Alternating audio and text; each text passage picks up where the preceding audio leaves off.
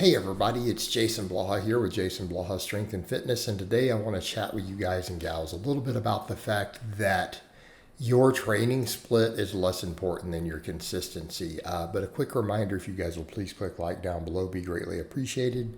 If you will be kind enough to drop me a comment down under the video, even just to say hello, I would appreciate that also. Thank you so much. Let's get over into the topic. Look, we could make a lot of arguments about efficiency in programming. We could make a lot of arguments about practicing movement patterns, neuromuscular efficiency, muscle protein synthesis. But I think something that needs to be said here is about consistency and what's going to be enjoyable to you to where you're actually going to do it. And let me be clear. You guys have seen plenty of my clients who've got amazing results doing every type of different programming. I've had people do full body. I've had people do upper lowers. I've had people do 4-day upper lower conjugate. You guys have seen me program people with push pull legs, even body part splits, right? I've programmed all these things for clients. You guys have seen results in them. We've seen all this stuff, right? We've seen all of this, and I've produced people with extremely strong lifts, great physiques, everything else, right? I've put up plenty of client testimonials, plenty of vlogs. We've seen all of it. So people say, well, what's best? I don't think there is a best. Now, could I make a very, very strong case for a 3-day full body, 4-day upper lower in terms of practicing movement patterns? Yes. Could we make a very strong case for it in terms of muscle protein synthesis? Yes.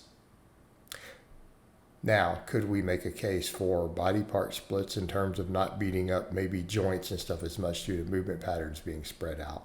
Yes. See where we're going? We could make a very strong argument for every one of these, but here's what I want people to think about. You have to think about what are you going to do consistently and what's going to work with your lifestyle, okay?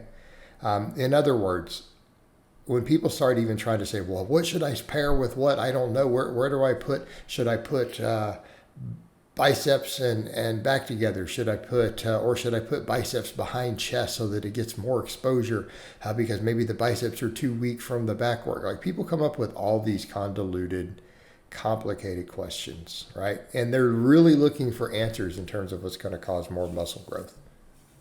And it's really kind of silly when you think about it, right? Because people will stand there and argue this stuff. And they'll discuss it. Well, my reason, and it's always physiological. Look, if you're on a body part split, you're not doing it for physiological. Okay? Let's be clear on that. Body part splits are not beneficial from a physiology perspective. Maybe you could make a case for that if drug doses go super, super high. Okay?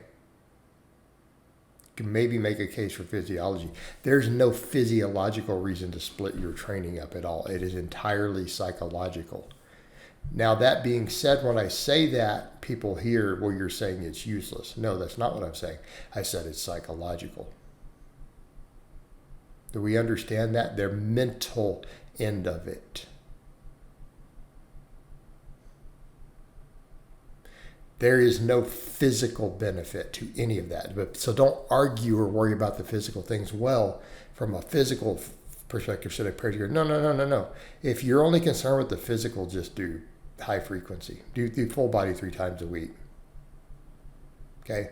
We could make the strongest case for physiology, neural drive, and muscle protein synthesis by just doing full body 3 times a week. And then if you need to isolate your weakest point, doing that. Like, if we're going to go off of straight biology, physiology, sports science, it makes sense. But what if you hate it? Well, then it's going to be horrible. See where I'm going? What happens if you really enjoy body part splits? What if you come in and like, I just feel more motivated to train if I do all my chest in one day, and I come in and I do 10 to 12 really hard sets for my chest once a week.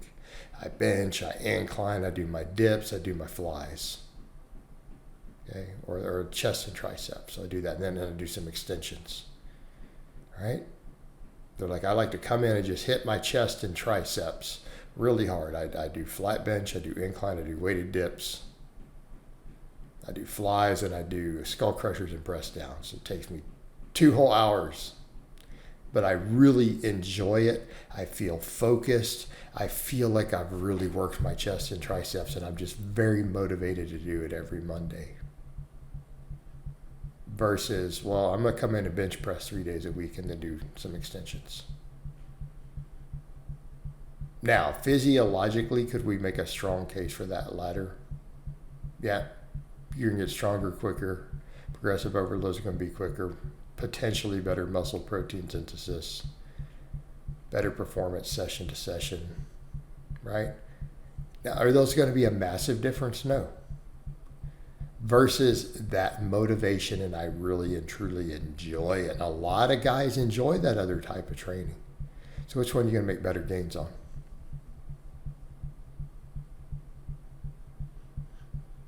You're coming in like, man, I hate benching 3 times a week. I hate or even if I alternate it with incline, I don't like that. I just feel like I don't do enough in one session, even though technically I know I do.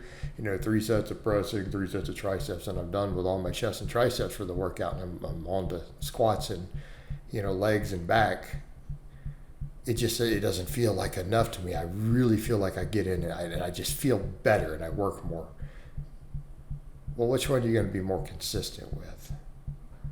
If you enjoy that split more with that focus on a muscle group, and that's usually we need to be clear, that's generally the reason. That's the motivation. And it's a very common one. Are you going to make better progress? I think you're probably going to make slightly better gains on the body part split. It's not that it's physically superior. It's that for you and your mindset, you're more driven to be consistent, to just consistently have good workouts. But that's the other thing too. If you're going to do that style of training, you can't afford a bad workout because those muscles are not going to be hit again for over a week. For a week, you have a bad workout, you got a problem. Okay? So there's that to think about. Then we come over to stuff like conjugate. A lot of conjugate is psychological. Okay? I've gotten really strong on conjugate in the past, super strong. You guys have watched me close grip bench in my 40s, mind you. You guys have seen me deadlift 635. You've seen me close grip bench 365, stuff like that, all on conjugate in my 40s. Not at a crazy high body weight either. Not like 260 pounds or something. I've had clients who you guys have seen squat 600, bench 400 on it, all raw. It works. A lot of it's psychological. It's also because you're doing max effort, you're spacing that max effort out, right? It's about recovering from the max effort work and then just getting really big and then focusing upon different recovery curves through the week. Now, how much of that is psychological? A whole lot of it. Because then we get the mental aspects of the re-practice of setting up with the speed work, but we only have to deal with the true fatigue of those true maxes 2 workouts a week, right? Then we rotate those movements so that we don't get overused and so that we don't burn out on them and we psychologically detach from maxing out. That's a big part of it. So people need to understand that too. Even conjugate training is largely about psychology. Louis always spun it oftentimes, we do all this for these physical reasons. But when you really look at what he says behind the lines in the deeper discussions, it's for psychologically programming your athlete. It's a mental game. And let's not pretend that doesn't matter. How many world record holders did he coach? Like 100 of them, different points.